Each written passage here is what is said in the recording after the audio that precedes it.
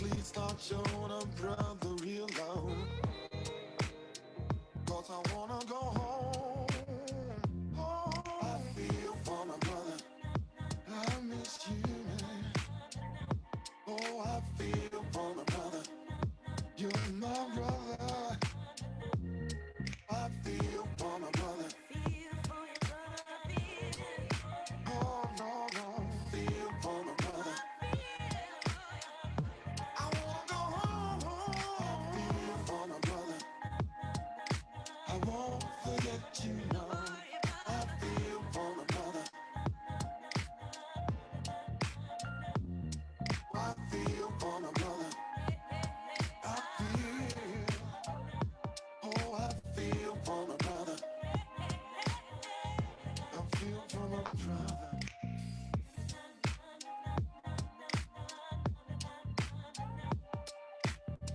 Yeah. One night she's in the building just waiting for you to populate.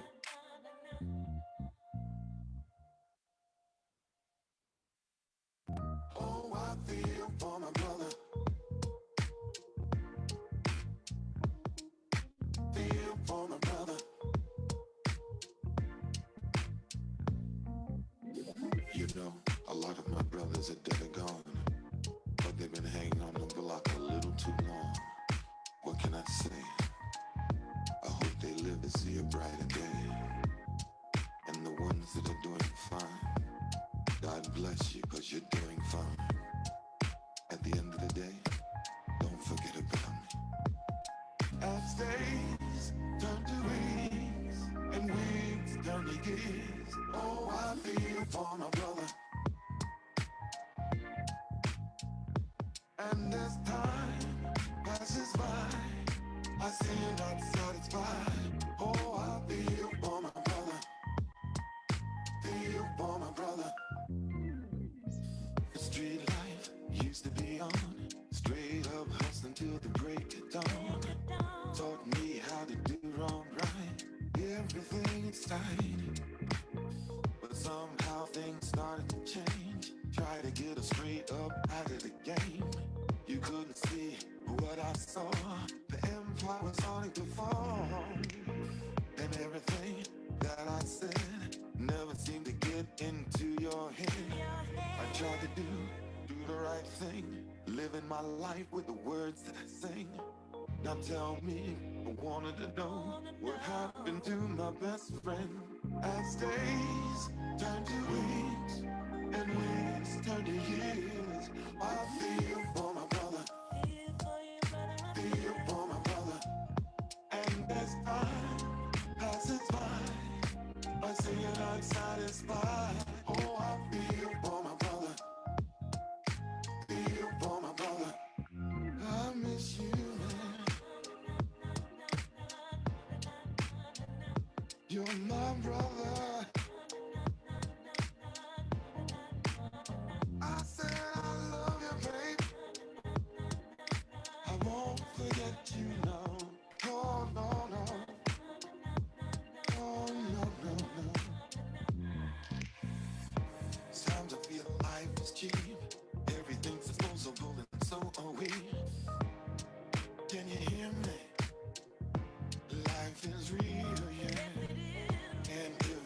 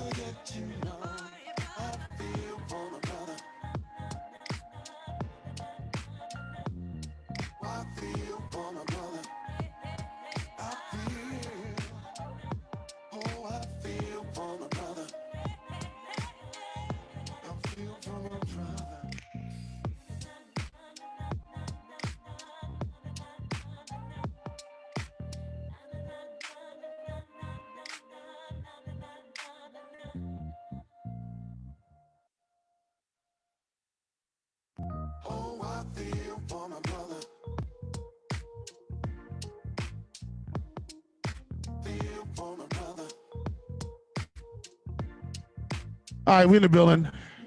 You know, a lot of my brothers. And I'm about to hit the button. Give me 1 second.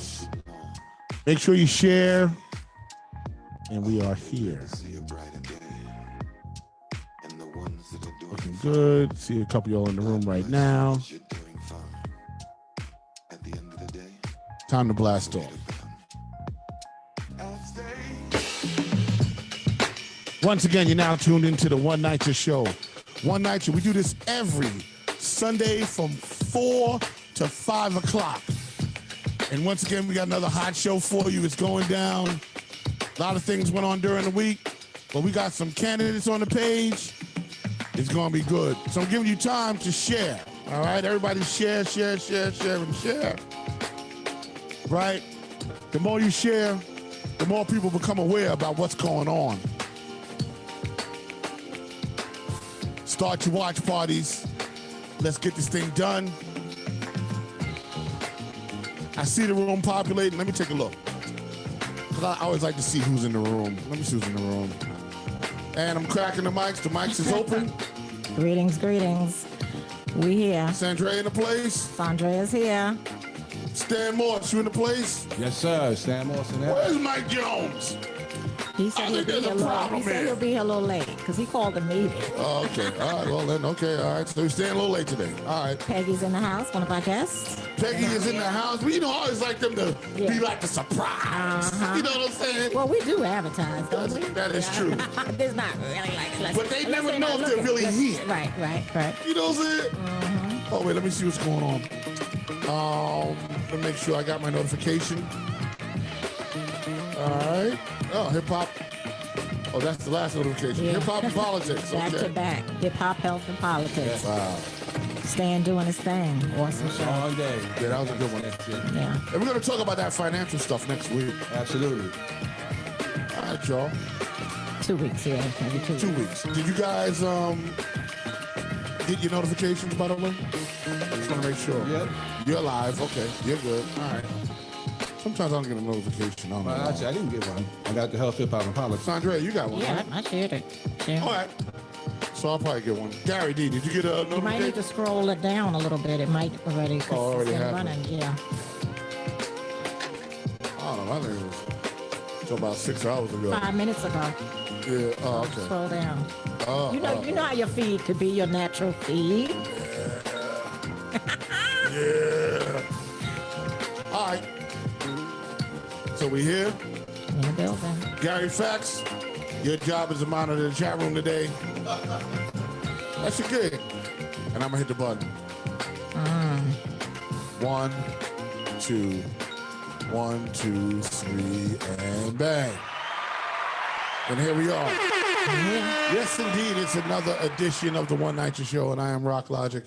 And I got Stan Morse in the building. I got Saundrea Coleman in the building, and we're about to have some fun. A lot of information this week. What did I do this week? Not a lot. You know, we were sort of going through all the press that was happening from last week's show. We did that. I'm back doing the schools thing. You know, building studios in the schools. That was sort of like a deal that I've been doing. Big shout out to PS354 out in Queens. We just completed their podcast program. Awesome. That's awesome. We did a 10-week course, and basically that school purchased all the equipment that you see here for their kids to actually do a professional podcast. And me and Lays Elliott, Professor Lays, right? Big shout out to Professor Lays. We completed the last class, and these are these are fourth graders. Wow. Yeah, these are third and fourth graders. That's important. And we taught them how to use the Rodecaster Pro and how to broadcast on the broadcasting software. Right. And that was the culmination of the class. And everyone had to do a 3-minute podcast. And that was like you should film that. You should show that. That's great. I actually have it all sort of taped, and I'll edit something together. Yeah, that's great. Inadvertently, what did that do? That promoted public speaking. Yeah. Right. We didn't know that that's what it was going to do. Right. We sort of just saw a podcast, but then you realize you're teaching them how to speak publicly, how to project. Absolutely. Right. How to address an audience. Right. Yeah. And it really was a very, very successful program. producing and all that. Yeah, And yeah, exactly. Yeah. You know, we had the producer, we had the director, we had the engineer, Right. we had the 2 hosts, and they were doing it all by themselves. Right. Without, I just stood there and just watched by the time we got to the end of that. So big shout out to the Busy Bee podcast PS354. Nice slice of name. Yeah. It was a Busy Bee podcast. May they have longevity in that venture. Wow. Absolutely. Saundrea, what's going on with you? What was the week about? Oh, my week was always busy and blessed, and God is awesome, even when people so mess. But that kind of rhymes. Happy Father's Day to all the men right here. I don't know, Gary. I don't know. No. Okay. So, okay. But no, you're probably fatherly in some kind of way. Okay. All right. You're going to be like Al Pacino, one of them, be in your 60s. I don't know. Joke. But anyway. But and Mike Jones is not here, but he's a dad too. And Sugar Ray and all. I mean, we know a lot of great dads and people that are just operating in that move, as well as one of our guests that's on Zoom. So happy Father's Day to all the men. Thank you. Once again, my day-to-day during the week is making sure residents, needs are met. I'm not a resident council president, but to be clear, you do not need a title to do the work. And, we just have to continue moving and operating in our gifts, right? Because when you are given some things to do and they come in your way, in your place, in your space, what we do, as especially people that have a history of volunteerism, which I do, and others, we act, and we come alongside the community. So shout out to all the comrades that's doing the work. I appreciate you all. Because, Homes Isaac Coalition, we sued NYCHA. So, but anyway, moving forward, Wednesday, I had the pleasure of sitting in a 5.5 full board community board meeting. 5.5 plus hours, yes, in minutes. And it was long. I'm one of the co-chairs of the Social Justice Committee. My other co-chair is Sarah True, and we also had an action. We put forth a resolution. It was passed. So it's usually passed in the committee meeting, and then it has to come to the full board. That's how community boards work. And we passed a resolution regarding AI, which is artificial intelligence. So, and it went out to elected officials. So we're hoping that they could be banned.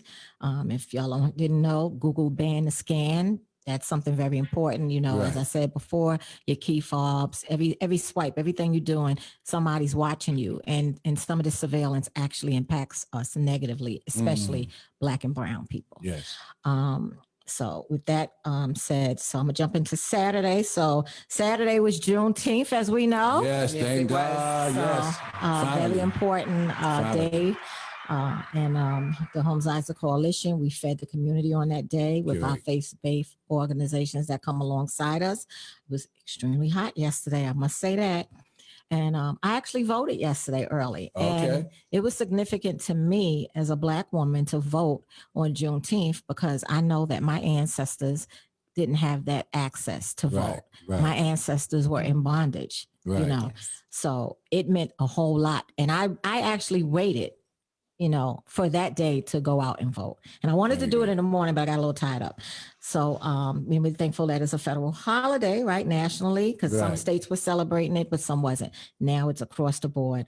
I also ran into my brother Kelmy, who is here, but DL District Leader Keith Lilly and other, familiar faces out there, just trying to go in and vote at Jackie Robinson. I also dropped by a baby shower, which was really nice. I didn't stay fully, but it was really beautiful on the grounds in Stanley Isaacs Park. We have a hockey rink over there as well.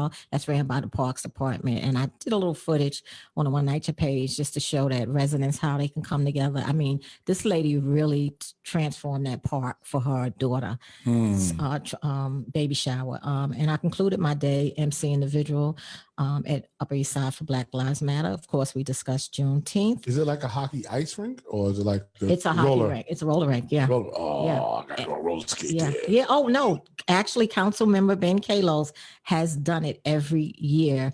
I don't know if he hit it this year, but he's done it every year. He actually hires a DJ and everything. Wow. Oh wow, yeah, that's dope. we just people are out there, and with you rollerblade, you do that? Yeah, I roller skate. Okay, I might have to push him to do it then again, because he's been doing it every year for us out there. Oh, God, that's and dope. Anybody could come. Anybody could show up. Oh, yeah, and I put on my skates and get down. You know what I'm saying? It's nice. I'm from the 70s, baby. You know what I'm saying? I was the roller disco. Right? And I watch it, and I be moving. I'm not on those. And they actually supply skates for the kids and people too. And then, you know, someone like yourself, if you have your own, blades, you're going to come out. But if not, they have it for you.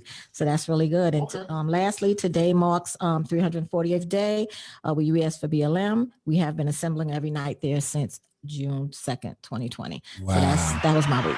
That's excellent. Jump. Stan Morse, what's the deal, Stan Morse? Definitely been a busy week, but before I get into the week, I do want to say I did get a phone call from Miss Cynthia Tibbs, and I just want to say to any NYCHA resident, it's not cool to run up on any resident council president or run up on anybody. If you don't like what the resident council president is doing or whatever the case may be, you have the option to run yourself down the road. But actually attacking people is not what's happening, you know. So I just want to say what I said was that there are some, and there actually are some, and especially since I work in Queens, and I know some of those resident council presidents, but there are some who are receiving money to push this blueprint. I didn't say they're all doing that. And if you're not in favor of the blueprint, then probably you're not one of those people, you know. So, but if you're a resident council president and you are in favor of the blueprint, we do have to look at you and figure out what your motives are and what you're really trying to do, you know, and why is it happening. So that's really all I was trying to say. And as an organizer, I'm dealing with resident council presidents who support the blueprint, you know, and as an organizer, I'm challenging them to find out. First, I'm trying to educate first to see how much do you really know about it. And then sitting down and talking with some of them, we find that some of them don't really know as much as they thought they knew.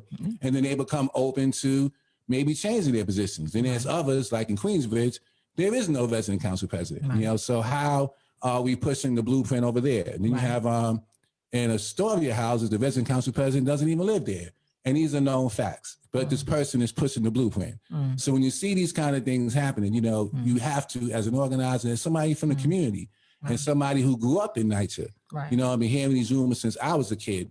You're gonna say something, you know, because if you don't say something, you're doing the community a disservice. So I just want to say, I shot you an article too, like from what somebody had got arrested for taking funds, you know, so council president, it's happening, you know. So, but again, I do not, under no circumstance, condone violence. Don't take any words that I say or any words that any of us say on the show and then go out and go half-cocked and approach people and do some things that you shouldn't be doing. So I don't condone that.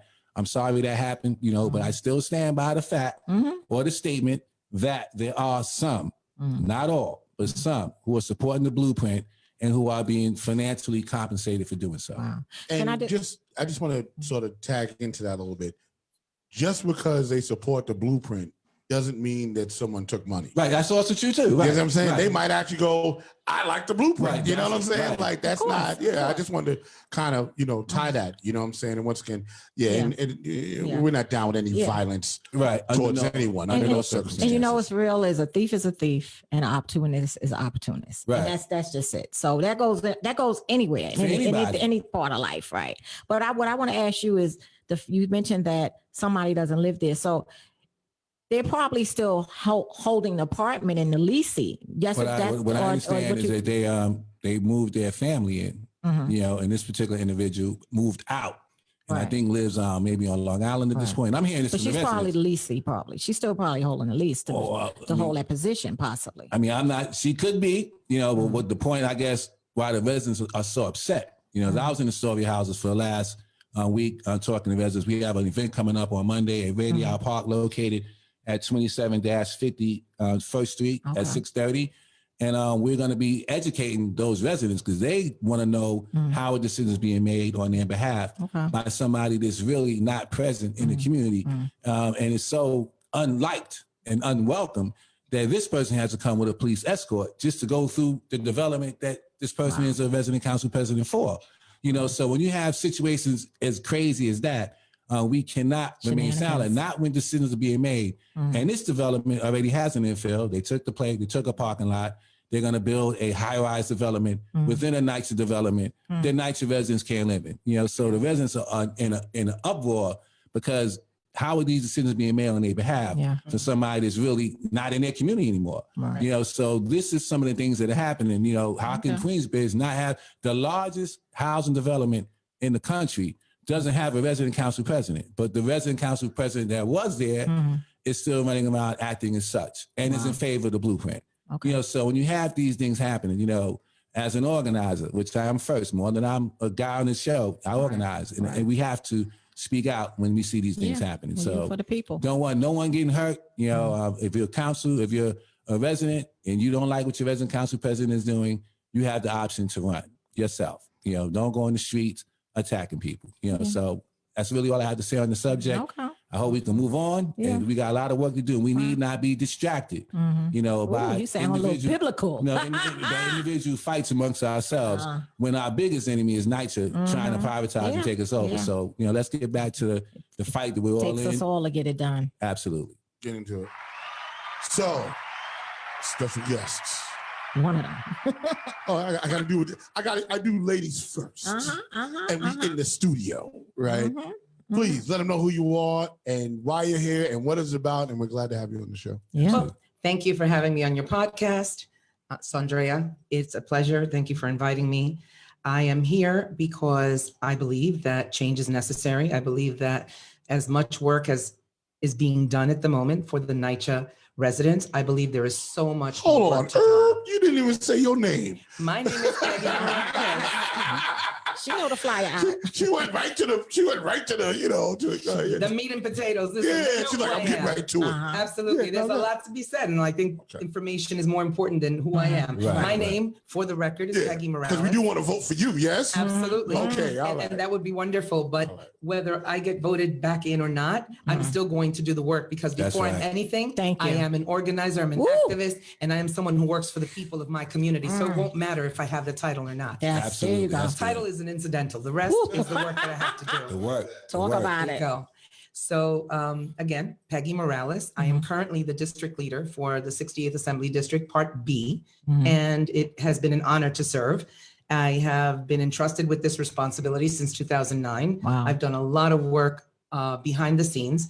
I'm not a very public person. I don't do the photo ops on Facebook, Instagram. I believe in protecting people's privacy. The people that I have helped, you'll never see them on my Facebook page because that's not relevant. What's relevant is that the work is getting done, that these people appreciate the work that's getting done, and that they are enabled and that they are being facilitated to take the next step to get out of whatever situation they're in. So that's what gives value to the work that I do. And I've been doing it successfully since then. I'm really pleased to say that I worked for NYCHA for 11 years. Oh, okay. So I had skin in the game. So I know exactly what's at stake when we talk about the blueprint, when we talk about the community. What'd you do in NYCHA? I started out as a community coordinator and then I was promoted to a borough administrator. Wow. Okay. So it's it was a lot of hard work. I was always pro tenant, sometimes at the risk of getting myself thrown out. But you know, you have to be right and you have to be honest. Yeah. I can recall a lot of times when I was sent out with a message that I would not give because it wasn't the right message and it wasn't the true message. So that compromised my position many times, more often than I can say. But having said that, I believe that NYCHA residents deserve better. I believe that no one should be relegated to living in those conditions. I don't believe that people deserve to be treated this badly. They are marginalized people. Our city, our state, our federal government has not really done their homework and really invested in improving the quality of life for these people who are good people, decent people who work hard, who want to raise their families. The Housing Authority, NYCHA, as we know it, that is the last bastion. At the end of the day, this is the only place left where people who are of low income, middle income, working class can live. Right. And Facts. we need to do better. We need to do more, and we need to do it for them. Because I've had skin in the game, I know exactly what's at stake. As I stated earlier, I worked for NYCHA for 11 years.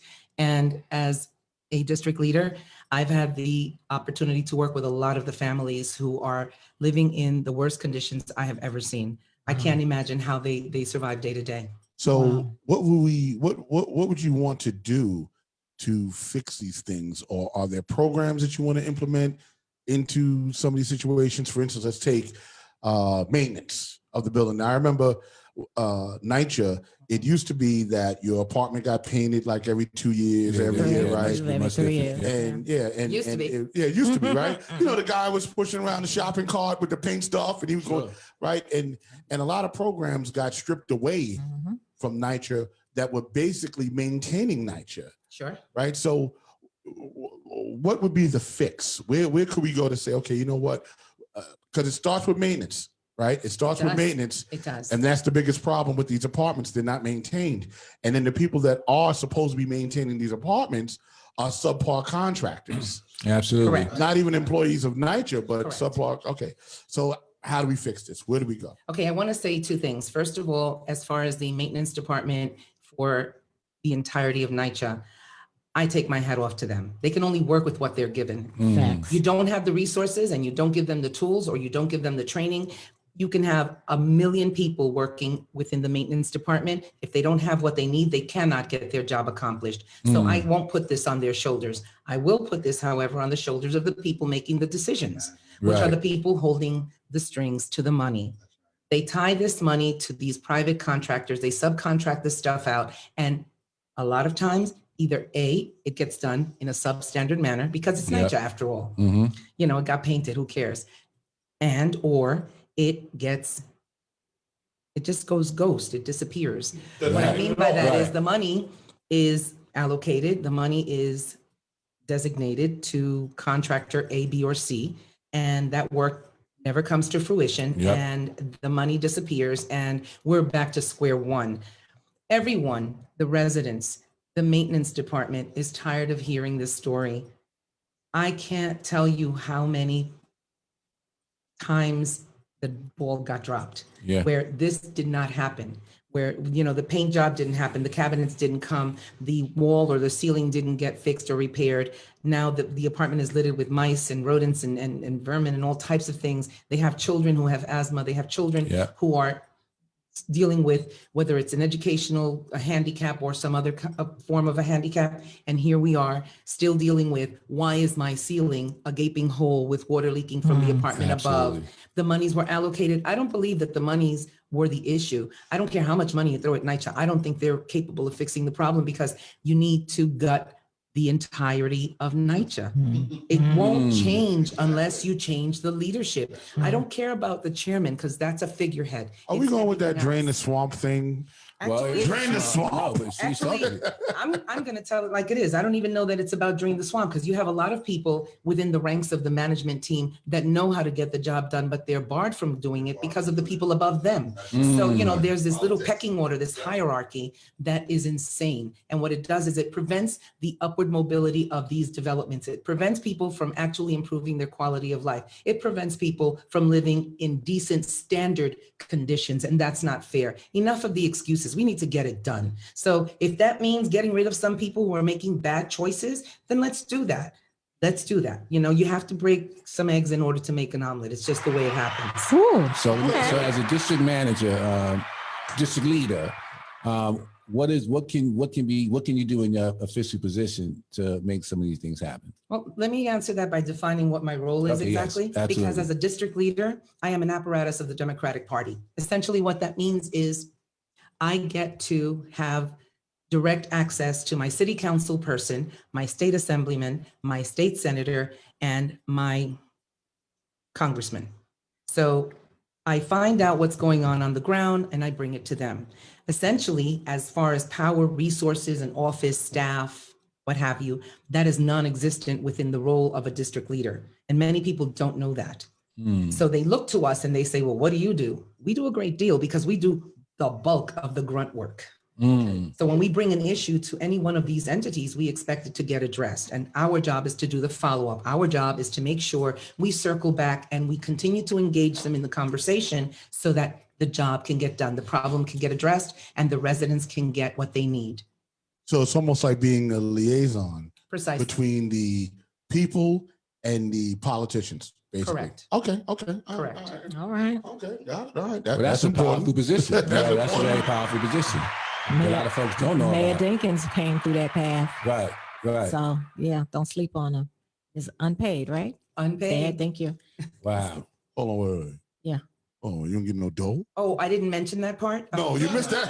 Listen, hold on, Peggy. Let's talk here. Hold on. Okay, so That's a very important part. let Right, me be well, No very clear. dough. No. Let me be very clear. Right Please. now, there are people seeking to behead one another for these seats. Mhm. This Yeah. is essentially a training ground for Mhm. city council, state assembly, state senate, Congress, whatever you want to do. It's as like you an launch. internship. It's like an internship, a proving ground, if you Right. will. Yeah. Right. Okay. Once you're done with Mhm. this, you can tackle just Yeah. about anything. This is where Scott Stringer started. This is where Inez Dickens started. Mhm. And these are people who I've worked with, people who I know, people who I admire, whose work ethic is remarkable. Yeah. So this is where it all begins. Mhm. So this is where the tires meet the road, so to Yeah. speak. And there is no salary involved, but people Yeah. are willing to take each other's heads off for Yeah. these seats because Mhm. I prefer influence and power to money. Right. There you go. That's Yeah. big. Okay. All right. Okay. Community boards. You know too. what? Yes. Community boards too, right? Yes. Power is everything. Peggy. Yes. Community Yes. boards too. Power They allows make it access. there. I was also a Okay. community board Right. member See? for many Yeah, years. right. And I So sit on that's several another boards in factor. the Yeah. community. So yes, That's another fact. Absolutely.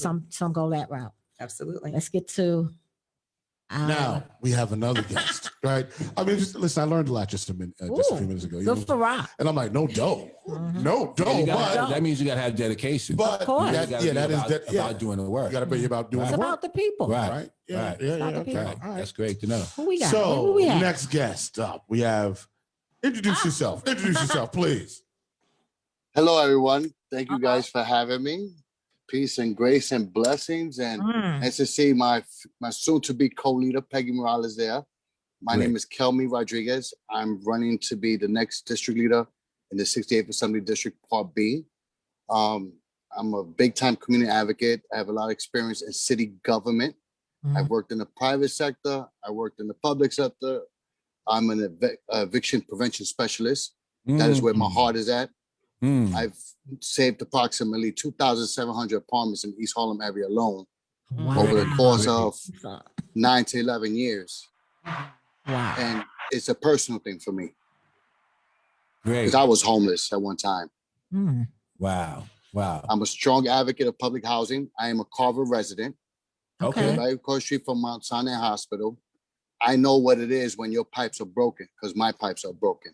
I know what it is when your ceiling falls down because guess what? I don't have a ceiling. You cut, Wow. I bleed. And that's a mentality that we have to have. Wow. Wow. Okay. Wow. The race I'm running for, like Peggy highlighted, is an unpaid position.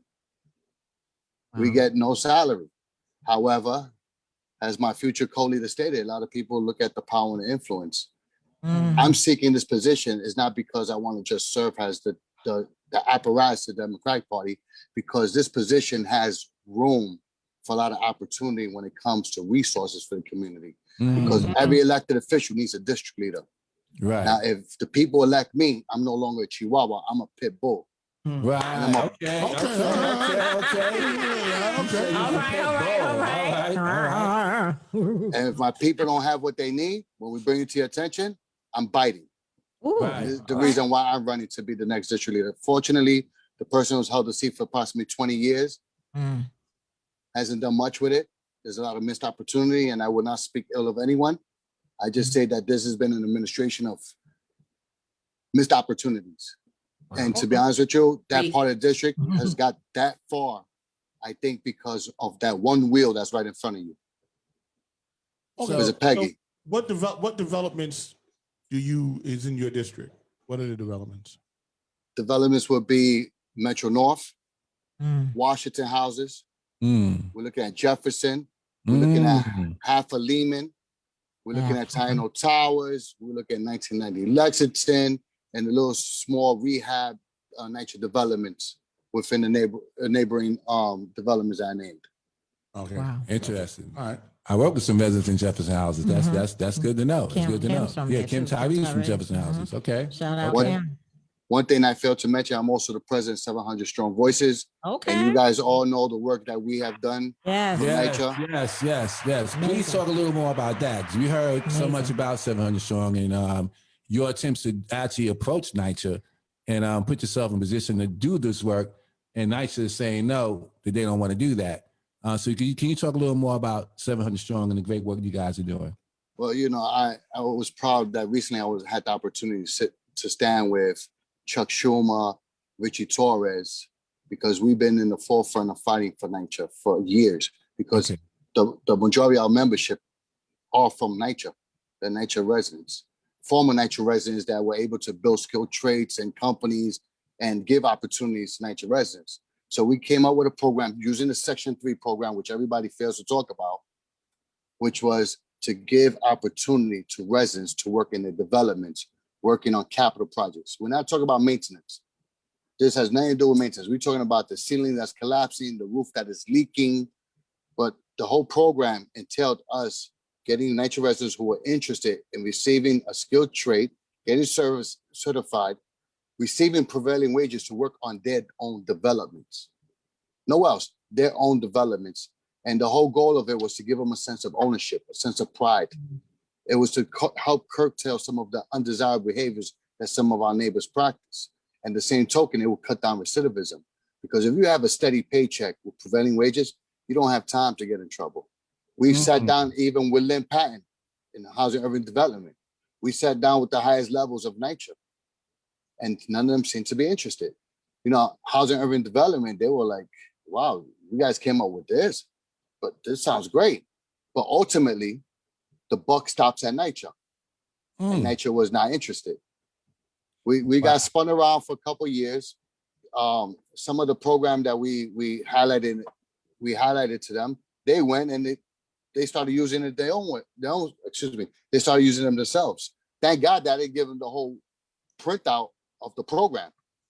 If I was to say and tell you that we could fix that roof up there right behind you, Stan, for maybe $6,000, and that roof would never leak for the next 8 years, you wouldn't believe me. But meanwhile, NYCHA is subcontracting people to pay them millions to fix that roof right on top of you. Wow. Wow. So this is where the money goes and the work never get done. There you have it. NYCHA's too top heavy, and also these subcontractors are overpricing. And what the numbers we were looking at, they were overpricing 4 or 5 times the value. So let me ask you, I know their numbers like 40 billion or something to that effect to repair NYCHA. Is that a real number, or can it be done for much less than that?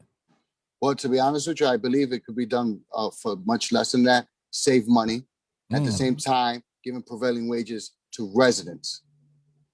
We could use that money to feed people, to maintain the grounds, and to change and curtail the violent crimes we have going and raise our culture to what NYCHA really was. Many people have no idea the history of NYCHA. NYCHA was built and formulated for World War II veterans. Right. They had programs. They had financial literacy programs. Right. They had federal credit unions. They had social services, home buying programs. We got none of that. Right. Not even a simple repair right now.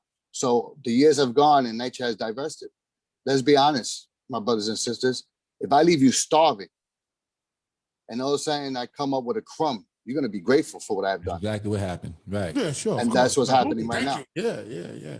And I think some of that money, y'all got to look towards the Hudson Yards. You know what I'm saying? Because the real estate developers and stuff, some of that NYCHA money was used to leverage and build the Hudson Yards. You got to look in these other developments. Like, if you follow the money, you'll know it does. Trust me, it doesn't go ghost. It goes somewhere. And what I'm telling you is I would turn towards the Hudson Yards to see where some of your NYCHA dollars is going, because a lot of your residents help build the West Side. That's what I'm telling you for a fact. Yeah, man. It's insane.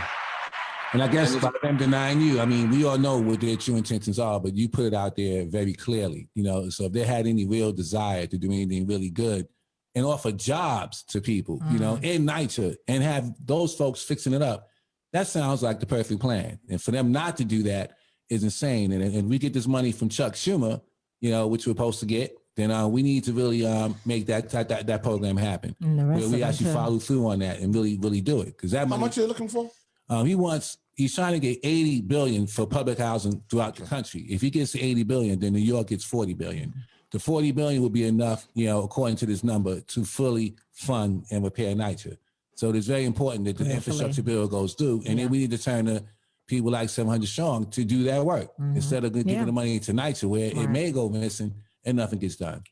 To be honest with you, I'm not sorry to cut you off by you. We don't even want the money. We just wanted to administer the program to show them how to put this program into effect. We don't want nothing. We just want a better NYCHA. Right. I'm gonna hit the chat room with Tamika Mapp, and she said, "What are your positions on community engagement, and how will you foster it in the community to unite us?" Kelmy, you want to take that, or do you want me to answer? I could take that. It's not a problem. First and foremost, the same way each and every one of the candidates can knock on doors to go get signatures to ask for you to vote for them is the same way they can knock on the door to build that community engagement. You know, we have to go with this old-fashioned model of community engagement by physical contact. It's not social media. If you look at our community and the dynamics of our community, we have about 40% senior citizens in our community that are not IT sufficient. They do not know how to use the internet. They do not know how to use social media. So this has to be something where you are actually reaching out, extending yourself to bring them into meetings, to let them know what's going on around. Create newsletters, create meetings amongst different associations, like neighborhood block associations, United Developments. That is the way you're going to promote community engagement that's going to be good for each and every one of us, not just for the younger generation, not for these millennials, not for the socialists, but also incorporating the senior citizens. Amen. I'd like to add to that if I may. Yeah, yes, absolutely, absolutely. I think Kelmy is on the right track, and I'd just like to piggyback off of what he just said to highlight the fact that we need to somehow find a way, well beyond knocking on doors, even though that's extremely effective and it's a real tool when you're doing grassroots engagement, to get young people re-engaged in this process. They've been marginalized for so long that they've sort of given up, and now they've become disinterested, if you will. So they've disengaged, and that disengagement is hurting us as a community. What we need to do is consider, how do we reignite that fire in them so that they can vote? Because one of the things that they don't understand, that I believe that they neglect to really look at very carefully, is the fact that if they all came together and they decided to back one candidate, they could literally run the city council, assembly, and the Senate of the 68th Assembly District. Young people have a tremendous amount of power that is untapped. And I'm hoping that some of them are listening to this message, because if they decided to engage in the process of their civic duty, which is voting and deciding what candidates to support, we would be a very different community, and the accountability would be very different, and it would rise to a very different level. Okay. Absolutely, All absolutely, absolutely. Yeah, we need the youth. I was actually out in Astoria. We have a lot of young people coming to this meeting because we were actually canvassing. We were knocking on doors at first, but we figured we were going to talk to the people on the park bench, or talk to them in front of their building, and they listened. Some did, some didn't. Some are like, "Yo, dude, what are you talking about?" And they didn't want to take a flyer or nothing like that. But a lot of them did. So we're gonna have a young rapper come out with a couple other rappers from Astoria houses, and we're hoping that will bring these young people out. Because at the end of the day, they may not think this problem is their problem, but if that apartment goes, they go too. And they have to be aware of that, have that be known, and hopefully they'll take heed. I mean, I think some of the things that we have to do with the young people is you got to remember, other cultures promote politics at home, and it's early. It's ingrained in you early, right? Other people, other cultures, they'll have the young people do debate teams, right, where they participate in some form of grassroots politics created as a course. You know what I'm saying? If you get them and you create these debating teams, right, and you have one housing development against another housing development, and they're going to argue their point on whatever that point may be, well, you start to get an action going to pique their interest, to get them involved in politics. You know what I'm saying? That's where that has to start. By the time they get to the point that they're 17 or 18 or 19 or 20, they're pretty disenfranchised at that stage of the game. And now you have it's a steep road. It's uphill. Very much so. But if you're starting them out, and this is why we have to plan for the future and plan for generations, right? It's generational planning. Right. That we might not see in our lifetime, but it will change our situation. If you're starting them out from first grade and second grade, third grade, when they're first into school, and one of the things that you're teaching them is politics, the power of politics, Absolutely. what it means to be in politics. Absolutely. Now we've changed things. You know what I'm saying? Absolutely. I'm gonna give myself some. I'm just saying. And a real clap, right? That's right. Okay. That's how I feel. Very good. Very good input. Yeah. So let me ask you guys about speaking on the youth and violence in NYCHA. A lot of these NYCHA developments are having fights and wars against one another. What can you guys do as district leaders to help calm some of that down so we can put some of the violence away in our community? Kelmy, I'm going to take the lead on this one if it's okay. Yeah, I'm right behind you. One of the things that I have found was very, very effective was the point at which the gun violence in my immediate community got out of control. And I took a step to engage the parents, along with the young people, along with the local law enforcement. I brought them all together. It was a very trying, very difficult meeting, to say the least. Initially, it was an uphill battle to get everyone to the table to really talk about why they were so disappointed, why they were so angry, and why they felt that there was no real solution in sight. But one of the things that came out of that meeting, the takeaway was parents got involved. We started a neighborhood watch, and that's something that I think would be extremely effective within the NYCHA developments. When parents are on the street watching and canvassing and paying attention to what's happening, there's a lesser likelihood that things are going to grow out of control because they're there to sort of put in the stop measure. Right, to right. say, okay, you know what, this is escalating. It's now going where it doesn't have to. Right. And that I found was a very effective tool. Working with and I have to credit Captain Caban because he is extraordinary. He left our precinct as a deputy inspector, and I wish him well wherever he is. But this man, deputy inspector, would come out into the street without without an Not the badge entourage, and all that. and just talk to the parents, talk to the young people when there was an incident, when there was a fight, when there was an argument. And he really engaged the community in a way that was extraordinary. And it really created a certain level of trust. And that was very important. And I think that's the key, establishing that trust, not only with law enforcement, but also with the parents of those people, those young people that live in NYCHA developments. I think that will create an atmosphere or a culture where they know, okay, you know what? It's not perfect, but we're safer than we were because there are people out here really paying attention because they care enough about us to be on the ground, boots on the ground. Right, right. Absolutely. Can Right. I jump in there You one sound like second? you want to jump in. What are you saying? Let's hear you. Okay. First and foremost, when it comes to gun violence, it's very, very heartfelt and it's personal for me. Gun violence took away my mother. Gun violence took away my wife. Gun violence took away my daughter. Wow. So for me, it's near and dear and it's personal. Wow. The problem here is the lack of accountability on so many parts, the lack of working together, because this is a dynamic with so many moving parts. First and foremost, what we have to do is we have to find a way to partnership with parents. There's a lot of parents that are struggling to maintain the simple innate needs of their households, which is food, sheltering, much less being able to manage their children, what they do when they walk out that door. Parents need to inventory.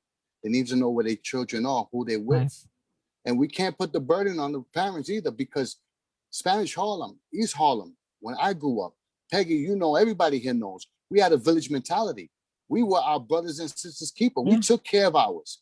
I could tell you who was who, what was what. I could tell you a whole family tree of a person who happened to be my neighbor 3 doors down. We don't have that mindset no more.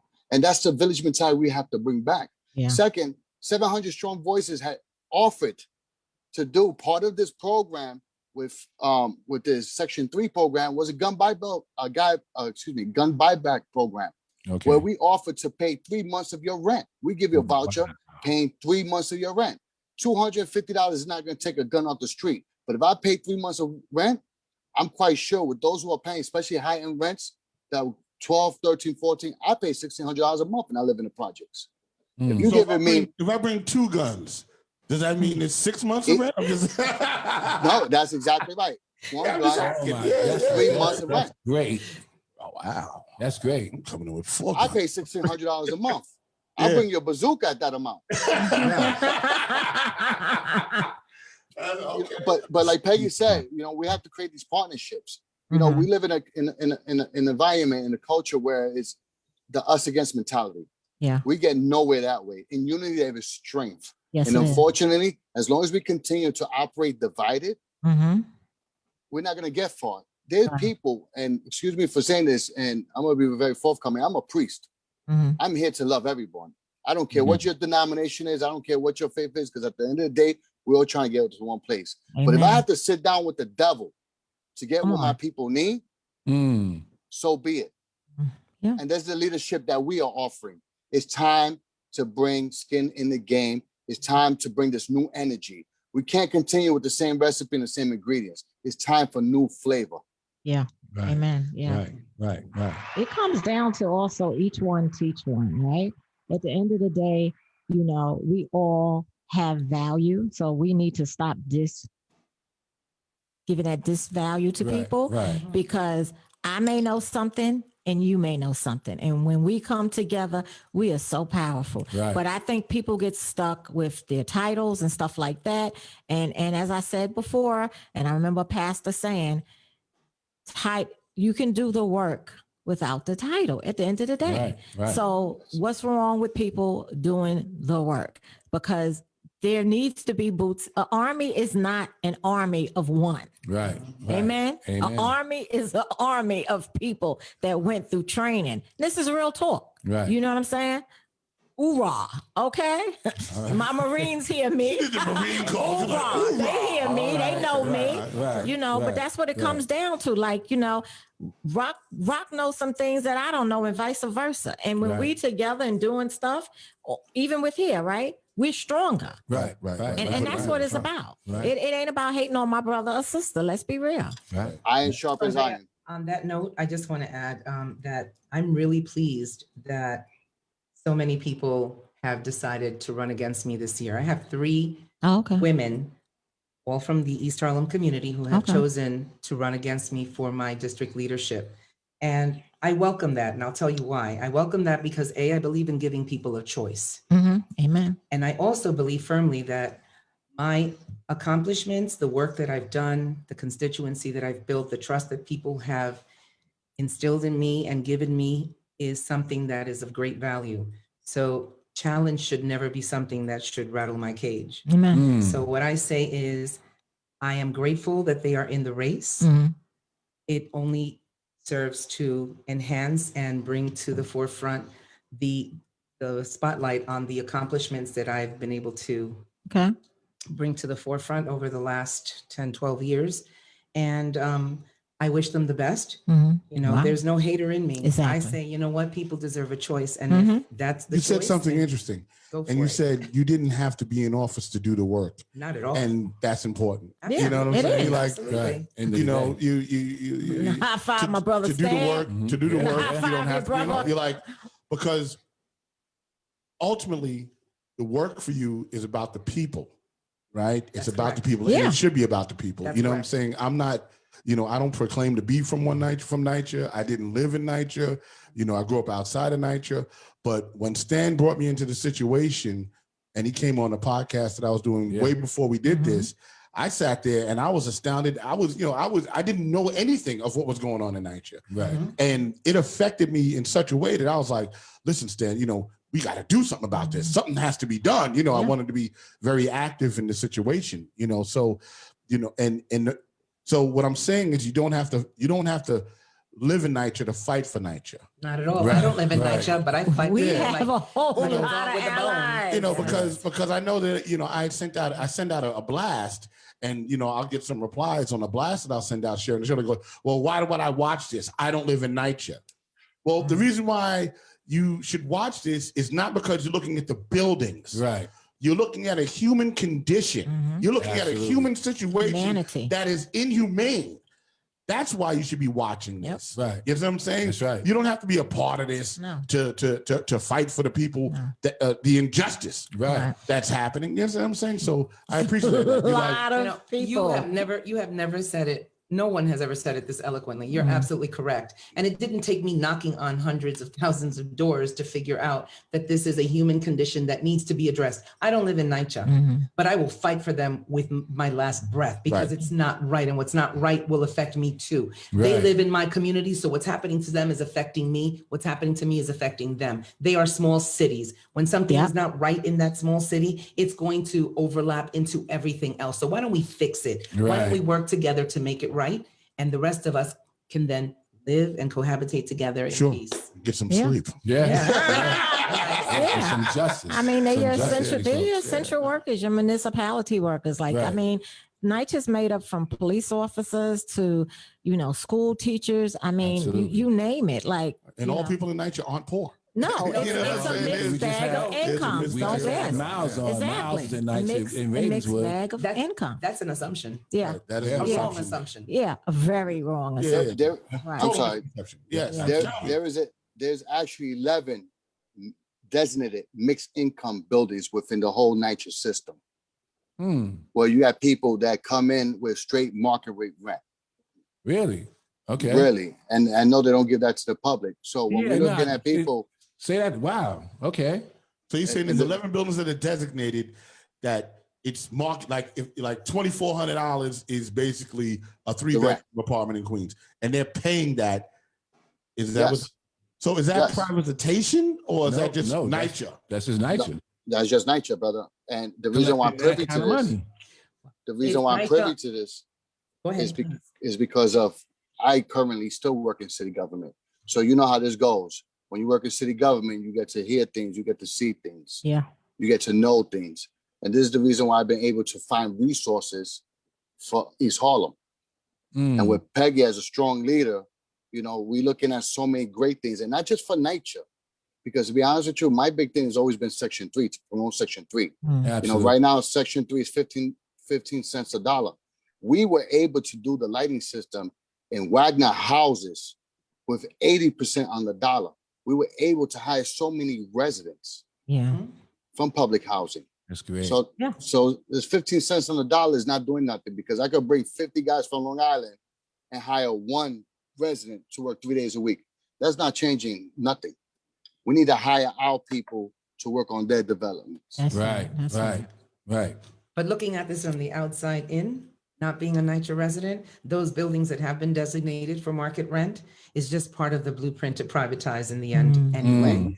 Why would you designate buildings for market rent when you have so many needy families that are either homeless or in need of some sort of assistance, housing assistance, and yet you're marking buildings for market rent? And you know, in the end, I don't care how much money we throw at NYCHA. If they don't change the way that they do business, no amount of money is going to fix the problem. Yeah, there's no doubt about that. I mean, I agree. Someone in the chat room said about the Hudson Yards. Let's see. And that came from, let me see. I'll probably be dead because I said this. Hold on. The United Front Against Displacement. They said, hey, big shout comrades. Give them some. Yeah, let me give him some real quick.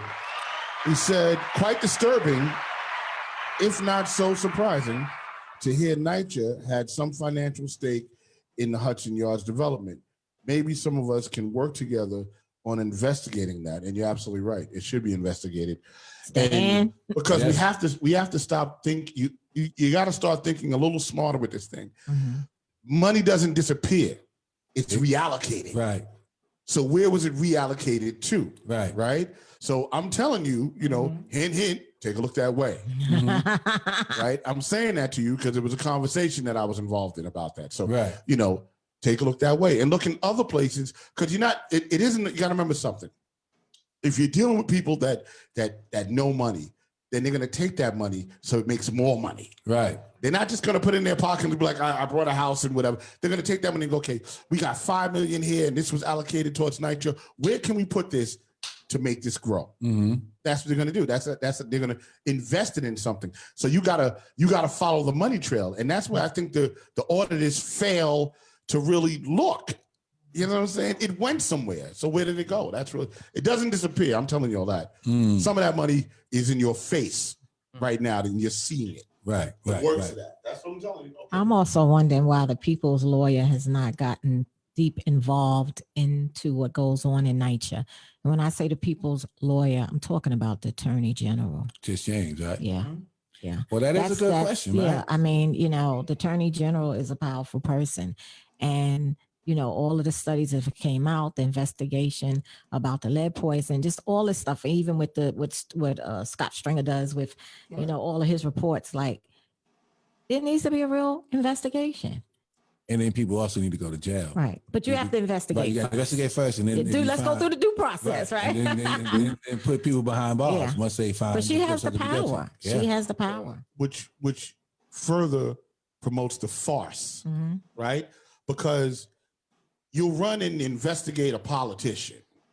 We had a big investigation with the Donald Trump situation, huge investigation about him with Russia. But the issue that affects us Directly. because Russia does not affect us directly, right?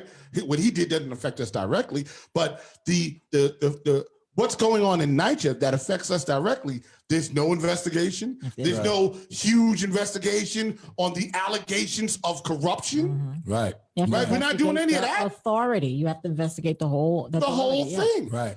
And no one's calling for that investigation. You see, that's many of us have. That's why there's a problem with the system. Nobody's listening. Now, I think they're listening, but I think that what's going on is these guys are sort of like the majority of that is they're all in pocket, right? And I think they're trying to wear us down in the end. I think in the end, what they're trying to do is like, you know what? They're going to fight. They're going to scream. We're not going to really do anything about it, but we'll toss little crumbs at it a little bit. You know what I'm saying? And eventually they'll stop. Look at what happened to Cabrini houses in Chicago. Mm-hmm. You know what I'm saying? Why? They just knocked that down and did the whole deal. There's no housing projects in Chicago. Right. Right? So what I'm saying is you guys are right, but I think that needs to be a voice that comes from everybody, that we demand a investigation from the AG. That's what I'm saying. We should actually make that a call. To action. That's a call to action. That's all I'm saying. Yeah. But it's also, they're going to have to peel back. They're going to have to look back, you know? So it's not just, it didn't just start here. Right. No, it's been going on for quite some time. Exactly. And that's the whole factor. So they threw millions at Donald Trump to investigate him. They throw millions at politicians to investigate them. Right? Millions, and waste time. I didn't care what he did. He was elected. It was like, whatever. You did what you did. But what's happening with my people? So all that money that went into that Mueller investigation, you know what I'm saying? Which led to nothing, unfortunately. Right. Could have been put into NYCHA. It could have been put into an investigation into NYCHA that would have been for the betterment of the people. Or public housing around the country. Public housing around the country. It's happening everywhere, not just in New York. Nationally. This is a national problem. Absolutely. Yep. Right? So that's all I'm saying. For sure. All right, I'm sorry. I rock on the road. Rock is logic. Rock is logic. Go ahead, John. No. Go ahead. Yes, tell me. The problem with this is, and you're very, very, very right on the money. There needs to be an investigation. But the problem here is the layers of bureaucracy in this quasi-government entity. Yep. That's the problem here. Because even though NYCHA may be city-owned, there's still state funding, and then there's federal funding. So what happens is the round circle of pointing fingers, the musical chairs. So unless we get not just the Attorney General, unless we get the federal Attorney General, unless we get all these 5 DAs together to all sit down and start doing a formal investigation where they have a joint task force and they're ready to prosecute, because the bottom line is, if they're not ready to prosecute, this is just smoke and mirrors. Exactly. Right. It's a waste of time, money, and resources. That's right. That's the problem here. So everyone's going to point the finger and blame each other. We all know in this last administration, a lot of missed opportunities. The administration before that, a lot of missed opportunities. And it's going to continue to be this way unless we send someone to jail. Absolutely. Unless someone goes to jail, someone pays for the sins. I'm sorry. I always say a child should never pay for the sins of their father. But in this case, you're going to have to pay for that, because too many kids right now suffering from asthma. We have diabetes. Yeah. We have chronic obstructive pulmonary disease, cardiac arrest on the rise in our NYCHA development, lead base, asbestos. Yep. Peggy Morales and I were doing a walkthrough. We walked through Jefferson houses, and it was terrible. Yeah, I've been there. Oh my God. The doors don't even work in the staircase. If there's a fire, God forbid, that whole floor is gone. Wow. You know how many body bags, and this could have been prevented with a simple functioning door? We couldn't Yeah. open the doors. We literally we couldn't kick them open. We couldn't push them open. Staircase. Nothing we could do. That people on that floor, God bless them, would be dead. Wow. Wow.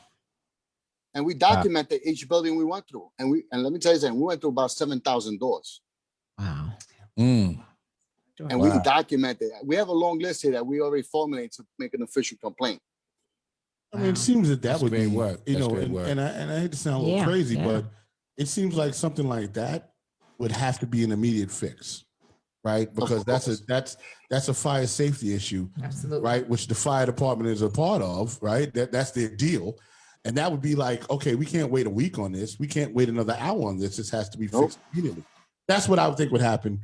As I've worked in many nightclubs and had the fire department shut it down for violations. Right. You know what I'm saying? So you're talking about a building where this might be a problem. That would seem like that would be an immediate call to action. Take us back to the Happy Land incident. Right? That's all. Yeah, I'm just saying. Clubbing back then. Makes sense. So, all right. Okay. Yep. Well, damn, we've done the hour plus. Yeah. That was quick. Closing remarks from both of them, of course. It was quick. Please, ladies first, Becky. Ladies go. first.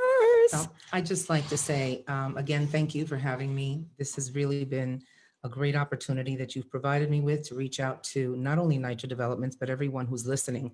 You know, NYCHA is our collective problem, and we collectively need to come together and make sure that we make it work and that we fix it. So I want to say that. Apart from that, I want to encourage people to come out and vote June 22nd. Primaries are very important because you get to decide who your local representation consists of. And that's significant. Much more important than the people that are in Washington, D.C. Absolutely. This is local. You can go to their door, you knock on their door, you ask for help. If they don't give you the help you need, you vote for someone else the next time. Yes. So I'm encouraging people, of course, to vote for me. Again, I'm Peggy Morales. I am the standing district leader within the 68th Assembly District in Part B. I am running as a co-leader with my friend and former club member, Kelmy Rodriquez. And for me, it is a real honor to represent the East Harlem community. I thank them for this opportunity, and whatever the outcome, I am still here for you, still fighting for you, still working for you. Thank you. Awesome. Kelmy. Woo. Powerful speech. Powerful. I'm about to give a standing ovation for that one. That was good. That was powerful. You want Zoom? Stand up. That's it. Well, everyone, I thank you for affording us the opportunity to be here today. It is great to have this dialogue because a lot of people are not aware of the current climate. They're not aware of the situations that our brothers and sisters are living in. You know, I hear a lot of people, well, you know, you care about nature. No, I just don't care about nature. I care about everyone. But for so many years, have people of color been oppressed and marginalized. People in public housing have been as well. Systematically, they've taken away our homes and right under their noses, and people don't see it. A thief cannot steal what you freely give. So when it comes to the rat, when it comes to the pack, when it comes to blueprint, it's the same recipe, different ingredients. And I'm going to say this again. It's just a different way of finessing the words. I'm hoping you guys are tired of being tired and you decide you want change in your communities. It's time to fire people. You have the God-given right to reposition people in your lives. If you have a man at home, he ain't doing right by you, he got to go out the door. You got a woman right by you not doing right, they got to go too. Guess what? Some of these elected officials got to go. And I'm ready to be your next Democratic district leader in the 68th Assembly District. And if you pick me with Peggy, I tell you one thing. You'll be taking my leash off. And you're going to give me teeth. Wow. God bless you, everyone, and everywhere. All right. Big shout out to DMX, baby. Yeah, that was Whoa, bring the dog down. That was heavy right there. That was heavy. That's it. Quick commercial break real quick. Just next Sunday, the 27th, they have the Stop the Violence March. That's starting on 2nd Avenue and 125th Street by the Wagner houses. And it's ending on 96th Street, 97th Street or 99th Street in the Washington houses. And this is the Stop the Violence march that's happening that everyone is invited to participate in. There'll be music once you get to Washington houses. That That event is being put on by Mi Gente, My People, which is Claudia C.C. Perez. And everyone is invited to participate in that because it is about the violence that's happening to our children in the hood, Absolutely, in the neighborhood, and they are taking and we are taking our streets back on that. So that's next Sunday, and it starts at 2:00, 125th and 2nd Avenue, right by Wagner. So just wanted to say that because we'll be on after that. Well, we'll actually be on during that actually happening. Right. So I wanted to make sure that we got that in. Yes. Dan, what's up? Well, I'll be having my meeting tomorrow. I'm definitely looking for a great turnout of young people. We're going to bring the word out, not just about the blueprint and RAD, but also all the overdevelopment happening in Astoria. There's buildings popping up over there left and right that are incredibly luxurious, high rent, but we can't get no justice for Astoria houses. So we're going to come out there, and the residents are going to express their rage. You know, they're upset about their resident council president, and so they're going to let the folks know that they, the residents, even though the resident council president is for the blueprint, that they are not. So we're looking for a great turnout and a good event. All right, cool. Okay. So Saundrea Coleman, personally endorse Peggy A. Morales and Kelmy Rodriquez for district leader of 68 AD Part B. This is my endorsement directly to you two. Y'all are doing great work. I back you all 100%. I am citywide, so I come from the Boogie Down Bronx. I live on the Upper East Side, but I'm connected throughout the city. I have people in East Harlem and all over, so I personally endorse you both, and I will continue to tell people to vote for you all. I know June 22nd is going to be a big day, and Tuesday. finishing up the votes, and so best wishes to you all, and get out and vote. Yes. We do not have a concrete guest for Sunday. Somebody that I have connected with, they're checking about if they can come on the podcast because of conflict of interest. Okay. So got to respect that. But they are a resident council president, but because of the work they do, so they have to check to see if they can come on. And lastly, I will say, as Michelle Obama said, when they go low, we go high.